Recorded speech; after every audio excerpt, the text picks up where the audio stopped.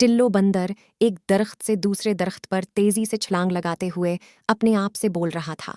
जल्दी जल्दी कर टिल्लो, जल्दी, रात होने से पहले तुझे घर पहुंचना है, वरना अम्मी की डांट सुननी पड़ेगी। बचाओ बचाओ, आरे कोई है जो मेरी मदद करे, मुझे इस गड्ढे से बाहर निकाले।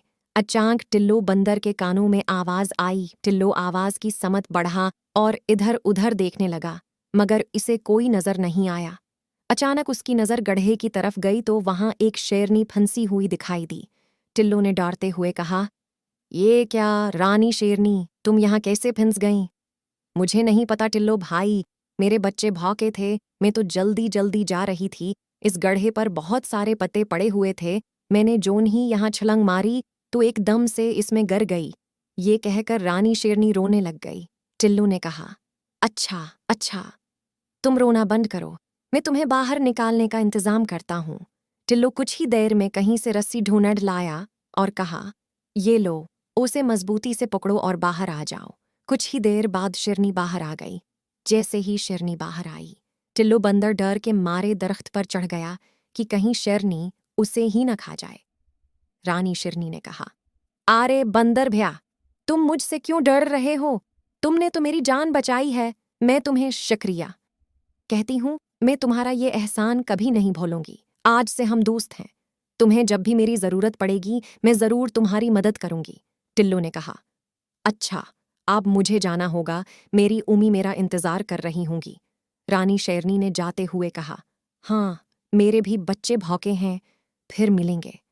वो दोनों एक दूसरे को खुदा हाफिज कहकर अपनी अपनी राह चल दिए। कई दिन ऐसे ही गुजर गए। दोनों की आपस में मुलाकात नहीं हुई, मगर एक रोज रानी शेरनी ने वाकई अपने दोस्त के एहसान का बदला चकाया। हवा यूं कि इस जंगल में एक चीता भी रहता था जो छिप छप कर जानवरों का शिकार करता था। एक बार शिकार तलाश करते हुए वो उस दरख्त पर चढ़ गया जिस पर टिल्लो का बड़ा सा घर भी था। उस वक्त टिल्लो बंदर अपने घर की टहनी पर लेटा अखबार पढ़ रहा था और उसकी उम्मी किचन में फरोट चाट बना रही थीं। चीते ने उन्हें देखकर होंठों पर जबान फेरते हुए कहा, वाह दगड़ू चीते, आज तो पार्टी होगी पार्टी। दगड़ू आहिस्ता आहिस्ता आगे बढ़ा और एकदम से टिल्लो पर हमला करके उसे अपने पंजों में दबोच लिया। दगड़ू चीते ने गुस्से से कहा, अब तुझे कौन बचाएगा, बंदर की औलाद? बचाओ बचाओ, अरे कोई तो इस जालिम चीते से मेरी जान बचाए। टिल्लो चला चला कर मदद के लिए पुकारने लगा। अचानक खुद को छुड़ाने की कोशिश में उसकी टांग फिसल गई और वो सीधा नीचे जा गिरा। दगड़ू चीता भी फौरन छलांग मारकर नीचे आ गया और आहिस्ता आहिस्ता बंदर के पास आते हुए कहने लगा, अब तो तुम्हारी टांग भी टूट गई, भाग भी नहीं सकते तुम। लेकिन अचानक से दगड़ू रुक गया और डांटते हुए कहने लगा, रानी, तुम मेरे रास्ते से हट जाओ। इन्हीं ने कहा, नहीं नहीं हटूंगी। तुम्हें नहीं पता तुमने किस पर हमला किया है, मेरे दोस्त पर हमला किया है। टिल्लो मेरा दोस्त है, एक बार उसने मेरी जान बचाई थी।